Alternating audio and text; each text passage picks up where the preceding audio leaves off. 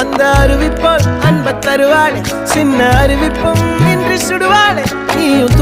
தும்மிடி ஆயுசு நூறாக என் உயிர் உன்னோட பத்திர சொத்தாக என் பார்வை உன்னோடு உன் பொம்மை கண்ணோடு பேசாமல் விண்ணோடு நாம் மிதந்து போவோம் காதாரா அடியானாலும் நான் தாங்க மாறோடு